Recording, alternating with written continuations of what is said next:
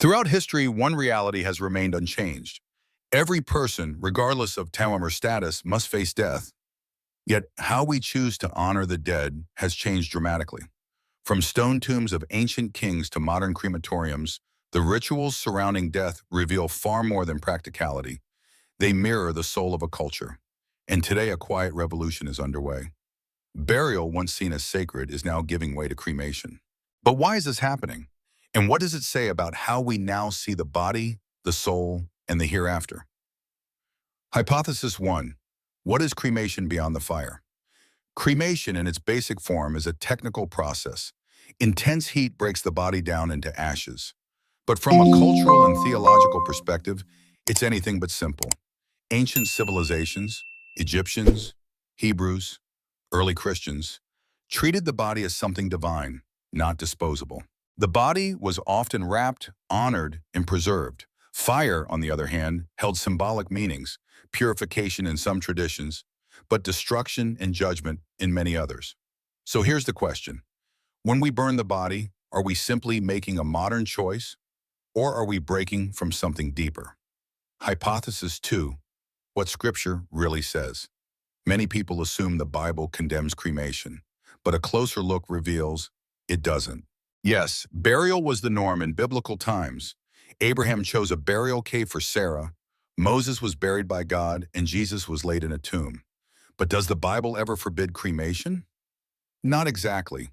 When bodies are burned in Scripture, like Saul and his sons, or the idolatrous priests under King Josiah, it's typically in response to dishonor or judgment, not sacred farewell.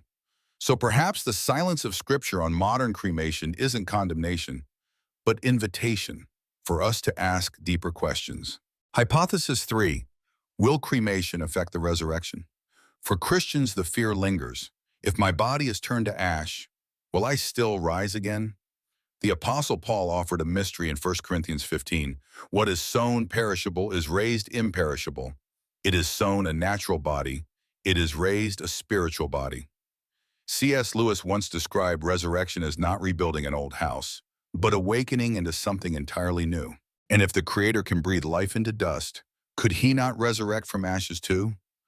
Hypothesis 4. Burial or cremation, a sacred choice. When faced with this decision, what should guide us? Should it be the budget, family tradition, environmental concerns, or perhaps something deeper? Here are some questions worth asking. Do I see the body as a sacred vessel? Does my choice reflect my hope in resurrection? How does my community of faith understand this practice? Am I choosing based on love, respect, and faith, or just convenience? The answer may not be easy, but asking the question matters. Death is not the end, it is a threshold, and how we walk through it, or help others do so, says everything about what we believe. Burial or cremation may seem like a practical matter, but beneath it lies the question of how we view life, dignity, and eternity.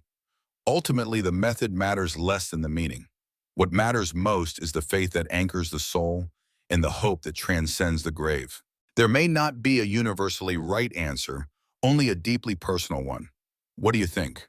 Can cremation align with Christian hope, or does it conflict with sacred tradition? Share your thoughts in the comments.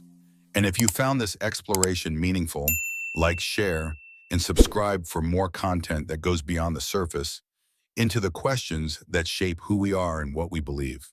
We don't need certainty to begin the search, just the courage to ask.